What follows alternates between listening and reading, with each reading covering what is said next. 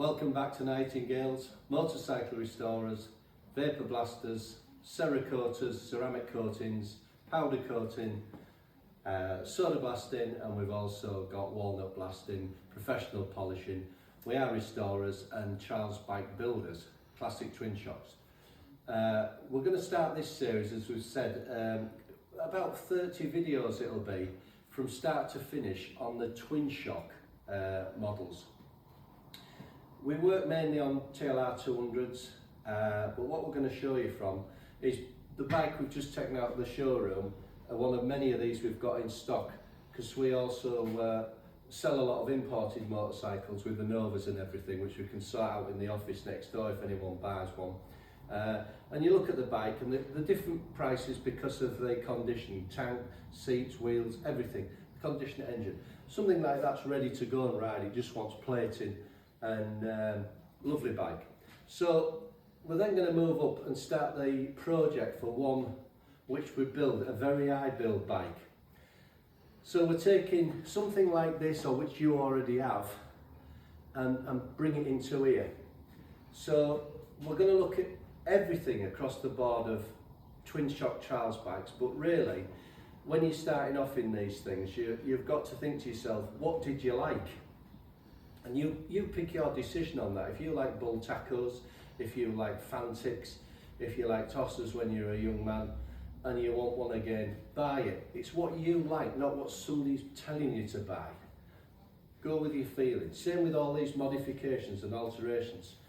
A bike like this outside, in the showroom there, you could ride that and have fun on it, and by spending a few quid, big believer in this, good set of shock absorbers, dropping the fork stanchions down a little bit, maybe playing with the gearing, take your indicators off and headlights, and you could have a good competitive bike. Remember, it's all about skill sets as well. And when you design bikes at this level, because this is going to end up being possibly one of the most expensive twin shocks we've built. And when I say that, I think we'll actually throw into it about £8,000 worth of parts. Somewhere along the line, we'll be introducing our own range of our own parts under Velocity Pro. So you're going to see exhaust, sump shields, swinging arm modifications, all parts to buy, including yokes. And we're going to add these as we go along. Performance parts, or parts which will enhance the machine. So it's all about how much money, and back to this, you could just have a nice bike and have fun on it. No matter what you do or what you buy, somebody will come at you saying, I'd do this, you should do that. Even if you buy a brand new bike, brand spanking new bike, there's always somebody. No matter what you do in a restoration workshop, you'll have somebody every week, every month coming in and saying what we do, what we design, what I do. Well, do what you want. What we do is build a bike for an A-type kind of rider to ride this machine and win on. So before we start, we're going to go basically onto the pre-65 twin shock machines. So we're making a bike out the showroom into the ultimate Charles machine with no expense spared. So what you're going to see is, we're going to rip one of these down and we're going to end up with a frame.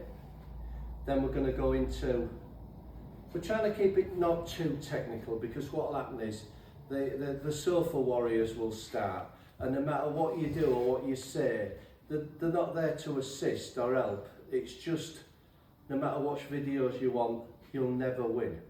But what I would say is, when we get down to the frame, if you take the basic, or ask any good trials rider, I'm not a competitive rider, I just like having fun on them and building bikes.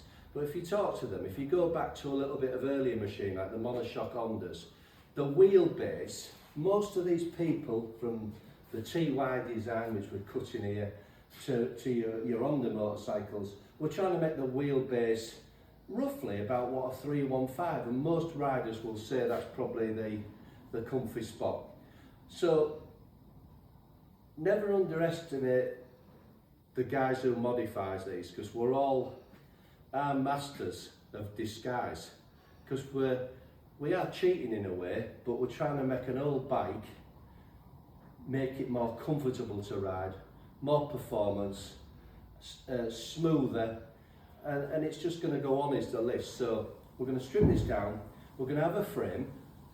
We don't know yet what we're going to do. We've got some ideas. Well, this might be a restful one for a change with orange wheels. New rims, probably serrated back wheel, different gearbox, different head, different ignition, frame cut on the angle, the footrest moulded in, extension on a billet swinging arm, and it's going to go on and on and on. And when we come to pistons and high compression pistons and different cams, we're not going to go on about it for too long. We're just going to try and keep it as clean as we can and explain the processes we do in the workshop. Some of the things we do in the workshop, you know, stripping the frames, bell sanding the frames, powder coating the frames, zinking the frames, anything right the way through, Cerakote ceramic. When we get to the engines, what we're going to actually be doing is we're going to be putting bigger valves in, a different cam, double bearings on the top away from the single, be completely rebuilt. I've had a look at one list what's coming today, and we've got £2,000 worth of bits before we even start with a carburettor, a manifold, a big aluminium air filter box, our own design exhaust. So you can see where the money comes into these machines. When we get back to the head and everything, we've done oil coolers, we've done modifications on these 200s.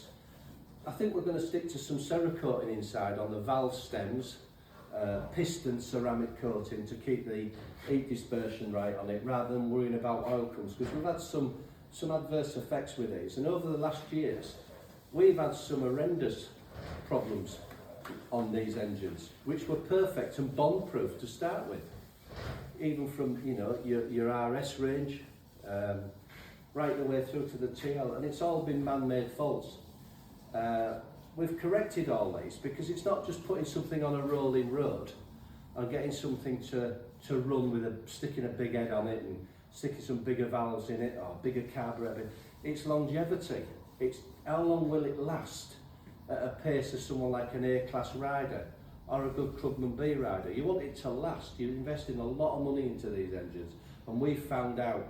And we've had some strange defects in these engines. Internally, full explosions. They're not forgiving like a two-stroke, obviously. When they fall in, they do fall in. So the next thing we're going to look at, the next video will be the frame stripped down, ready to be going to ultrasonic powder coating removal, stripping ultrasonic tank, getting a bare chassis back, showing you an head angle altered, which we always do from the head stem.